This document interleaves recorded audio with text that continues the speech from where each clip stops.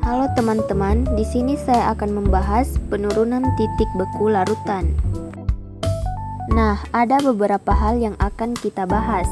Yang pertama, pengertian penurunan titik beku larutan. Titik beku adalah suhu dari tekanan tertentu saat terjadi perubahan wujud zat dari cair menjadi padat.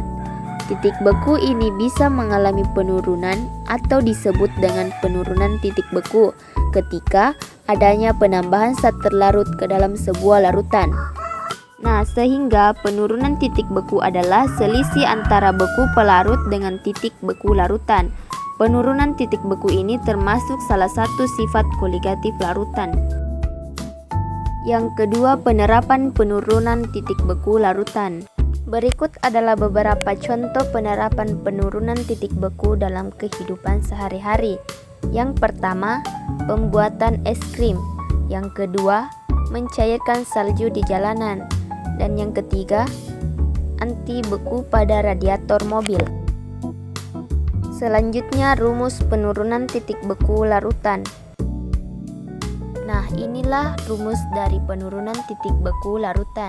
Kita bisa lihat bersama-sama. Yang terakhir, contoh pembuatan es putar. Selamat menyaksikan.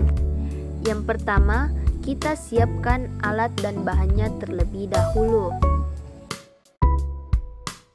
Setelah alat dan bahan terkumpul, kita hancurkan terlebih dahulu es batunya.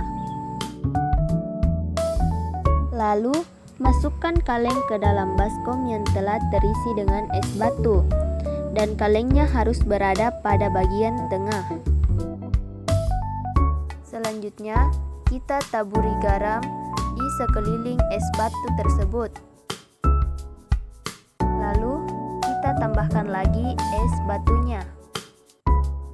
Setelah itu, kita tuangkan susu ultramilk ke dalam kaleng. Nah, selanjutnya kita campurkan susu kental manis dengan susu ultramilk. Lalu kita aduk hingga susu tercampur merata. Tutup kaleng tersebut dengan rapat. Agar kaleng tertutup dengan rapat, kita menggunakan plaster pada bagian samping penutup kaleng tersebut. Nah, setelah itu, kita harus memutar kaleng tersebut dengan satu arah saja.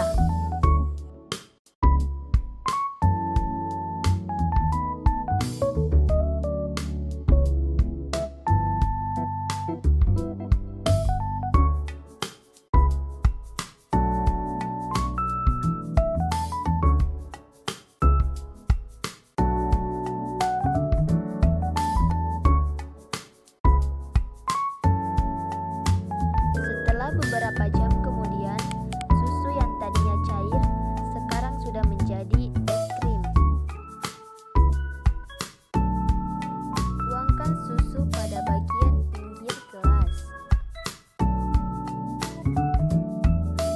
Lalu, kita masukkan es krimnya ke dalam gelas.